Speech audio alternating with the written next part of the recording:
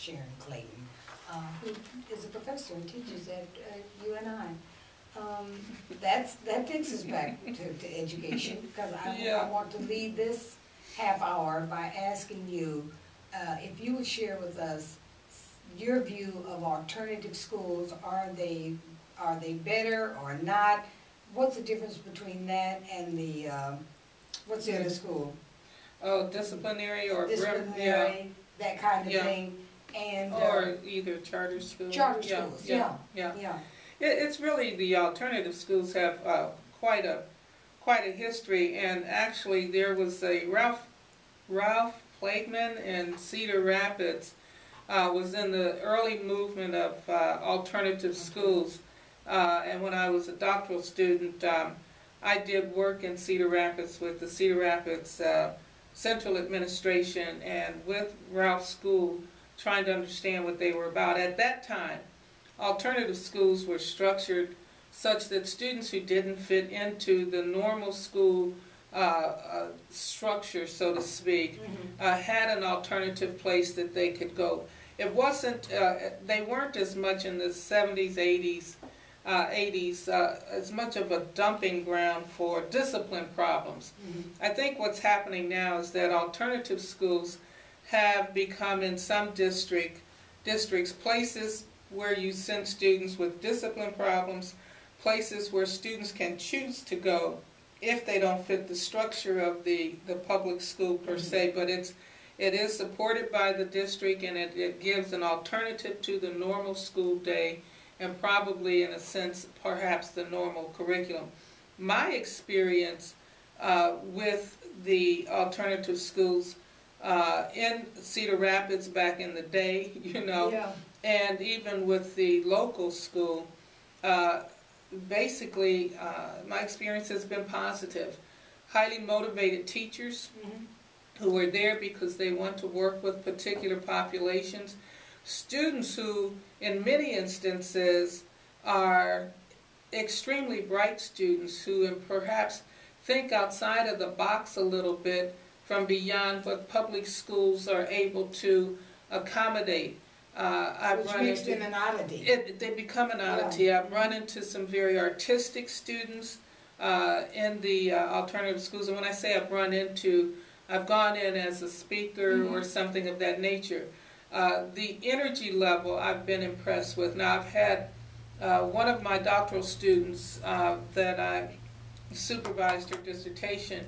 She had a different perspective of the alternative school because she felt that the students didn't want to learn. That was not my experience. I think that going into the alternative schools, it depends on what attitude you take into the school as an adult, and what you're willing to do and how much time you're willing to spend to understand. If you think it's a dumping ground, then that's the way you'll perceive it.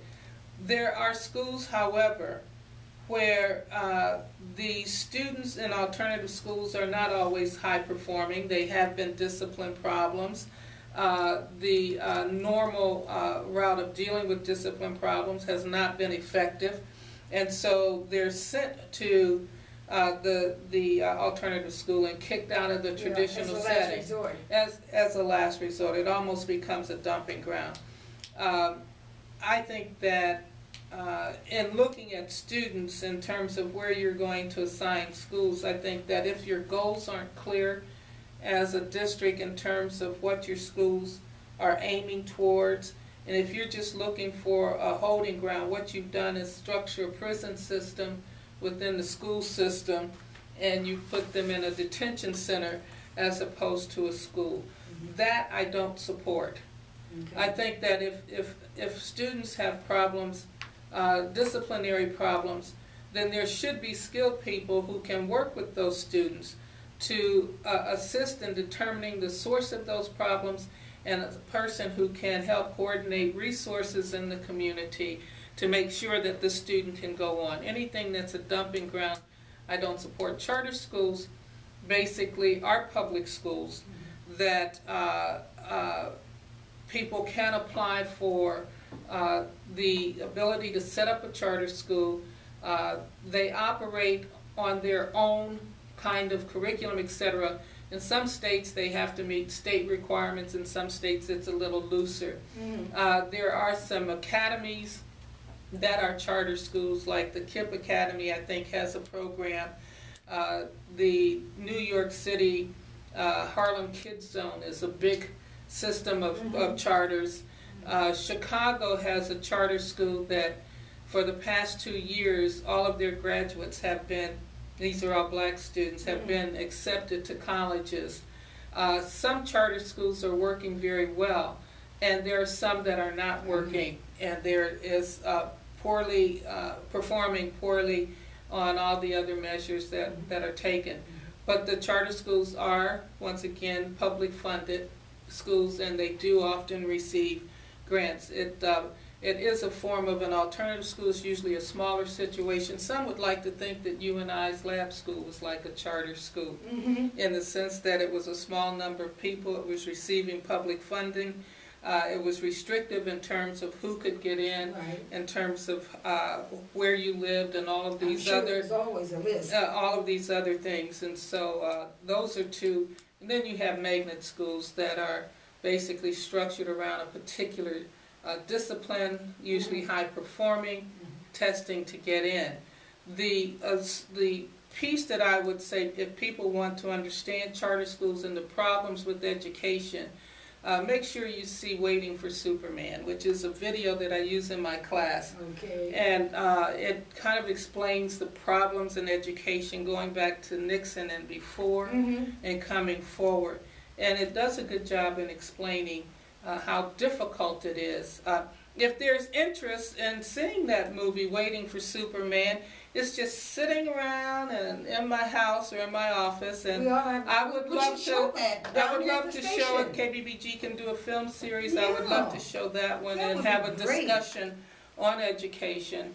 So if you're interested, you know, email, go to Facebook, the Facebook page. KBBG has a Facebook page, and just indicate an interest. And even if it's a small group, I'd be willing to show it and have a discussion. It doesn't have to be a huge crowd, but we've got to begin to educate ourselves on some of the policy changes that are taking place and what people are recommending for education. Let's give our number here again, 319-235. 234. 319-234-1441. Those of you, you just heard that invitation from I would love to do that. We have enough room in our boardroom. We can do a small group. We can do a small group. I'd also like to show another one, and it's entitled "For the Bible Tells Me So," and it deals with the Bible and homosexuality, and it's another one that I use in my class, and that's a hot topic that's being discussed nationally. That's totally off the subject, but I do have some time this summer to do some film discussions, and I have a really wonderful library of films that I use for my classes. You hear that, community? Yes, indeed. As we are looking at today and our tomorrow, Dr. Clayton, it just seems like to me that, and you say I speak about my age often, and I do. Well, I'm proud. You're proud of that. I'm so glad that I'm here. Absolutely. You know, and so I'm not complaining. I'm not complaining about that at all. But there are so many avenues out there that need to be acted upon, that we should be talking about together. How can we go down to take the experience that we've had before? How can we bring that into the present? How can we save our children?